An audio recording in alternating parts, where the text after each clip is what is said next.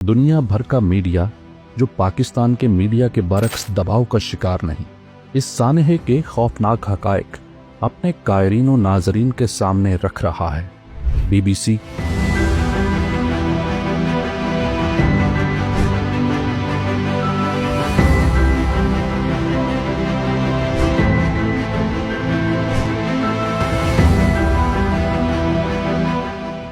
Independent Urdu, Guardian, Economic Times, Al Jazeera समेत दीगर मोतबर जरीदों ने और चैनल्स ने इस्लामाबाद में खेले जाने वाली खून की होली को दुनिया के सामने रखा है। पाकिस्तान के सीनियर सहाफियों और टी चौक के करीब दफातर और घर रखने वाले अक्सर अफराद ने उस रोज कयामत खेज मनाजर को बयान किया है। इतनी शदीद फायरिंग और इतनी शदीद आंसू गैस की शेलिंग हुई है कि मैंने इस्लामाबाद की तारीख में नहीं देखी, और मुझे ऐसे लग रहा था कि मैं लिबनान में हूँ या फलस्तीन में हूँ या मैं अफगानिस्तान में घूम फिर रहा हूँ। मीडिया इतना नहीं दिखा रहा था जितना उनको मीडिया की जिम्मेदारी थी, जितना उन्हें दिखाना था, क्योंकि हमें मुसलसल फायरिंग की आवाज आना शुरू हुई और ब्लू एरिया का जो जिला एवेन्यू है इसकी पूरी लाइट बंद कर दी गई। तो जब हमने ज्यादा आवाज सुनी तो हम अपने घरों से बाहर निकल के हम जरा सूरत-ए-हाल देखने लगे। तो जब हम नीचे उतर के देखने लगे तो एक क़यामत सुगरा का सा माहौल था। तहरीक इंसाफ के अलावा दीगर सियासी जमातों के रहनुमाओं के बयान से भी इस बात की तस्दीक होती है कि इस्लामाबाद में निहत्ते मुजाहरीन को कत्ल किया गया और जमहूरी पुरअमन मुजाहरे पर जंग की तरह हमला किया गया। 2 मेरे हल्के के हैं, एक मैं जानता हूँ मर्दान में, 3 आदमी मैं जानता हूँ। 2 आपके हल्के के साथ मुजाहिरीन? जी। वो इत्तेजाज के लिए आए हुए थे? एहतजाज में आए हुए थे। उनको गोली लगी है, दोनों को गोली लगी है।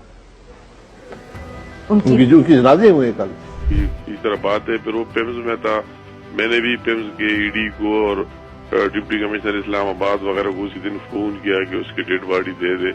उन्होंने फिर दे भी दी, वही गए। पाकिस्तानी मीडिया को तो ताकत के जोर पर और कुछ नवाज़शात करके खामोश करवा दिया जाता है, मगर 21वीं सदी में आप सच को जितना भी चाहें कुछ घंटों से ज्यादा दबाया नहीं जा सकता। They're using live assault rifles. These are Kalashnikovs, AK-47. They're using, as you can hear that, they're using automatic fire, and they're also throwing in tear gas.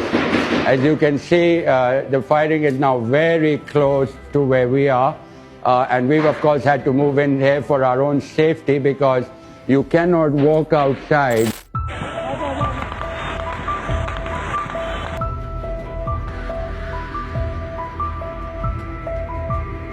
The crackdown in last night, it was brutal, and hundreds of PTI supporters, they were arrested, and there are several people they are dead, and we are not sure about the numbers. There are conflicting claims. This is the 4th of their major protests. This was billed as a do or die mission. The government has shown that it's willing to, as you say, arrest hundreds, if not thousands, of PTI supporters. So we'll see what their next steps are. But so far, no signs of dialogue and no signs of either side backing down from their positions. BBC ने इस hospital के registers में उन जख्मियों का record देखा जिन्हें इस operation के दौरान गन शॉट वुंड्स के साथ यहां लाया गया। इनकी तादाद 28 थी। हमने आज तक एक रात में इतनी सर्जरीज नहीं की है जितनी ऑपरेशन की रात की गई।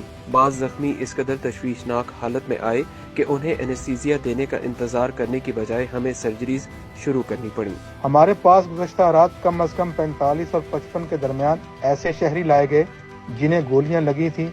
यहाँ पुलिस ने लाशों का पोस्टमार्टम करने से भी रोका।